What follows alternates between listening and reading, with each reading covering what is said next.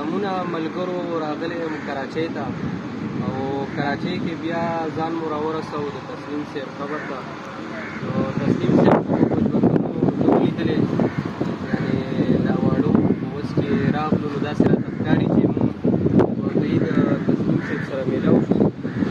تسلیم صاحب وایي چې زه د جندې او د باړې حسن راکش نه کړمه، زه د جندې او د باړې حسن راکش نه کړمه، ما چې سپوږمۍ د کراچۍ په اسمان ولیدله.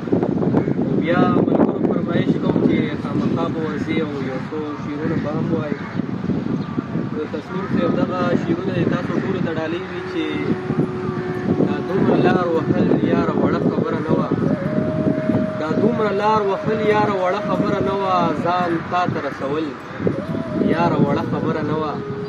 او ځانونه مو په لار لکه د ریګ د سلو باد کړل، ځانونه مو په لار لکه د ریګ د سلو باد کړل، خپل سلي بادول یاره وړه خبره نه وه.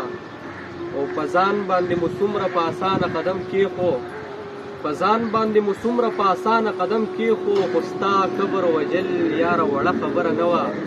او تسلیمه چرته زه او چرته هغه رڼې سترګې، تسلیمه چرته زه او چرته هغه رڼې سترګې، په زړه کې مې ویل یاره وړه خبره نه وه، په زړه کې